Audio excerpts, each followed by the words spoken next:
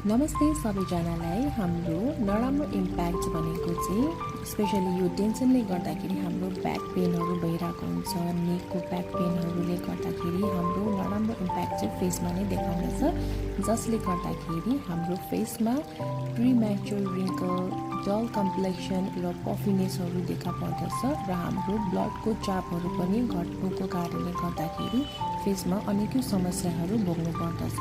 So यो समस्यालाई हामीले समयमा नै ख्याल गरेर हामीले बेलामा नै थेरापीहरू लिन सक्यौँ भने हजुरहरूको स्किन एकदमै राम्रो तरिकाले हेल्दी ग्लो हुने गर्दछ र स्किनमा पफिनेसहरू पनि हराउने गर्दछ, स्किन कन्ट्रोल हुने गर्दछ। स्किनको लाइनिङ अनुसारको ह्यान्ड मुभमेन्ट गर्दै हामीले चाहिँ लिफ्टिङ थेरापीहरू गऱ्यौँ भने चाहिँ स्किन पनि ओभरअल एकदमै हेल्दी ग्लोइङ हुने गर्दछ।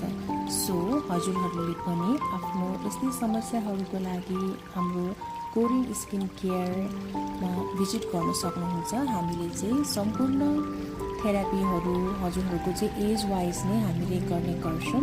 सो हजुरहरू पनि हाम्रो कोरियन स्किन केयर ड्याम्सलमा भिजिट गर्न सक्नुहुन्छ। सो अपोइन्टमेन्टको लागि यहाँ स्क्रिनमा दिएको नम्बरमा हजुरहरूले हामीलाई सम्पर्क गर्नुहोला। Thank you so much.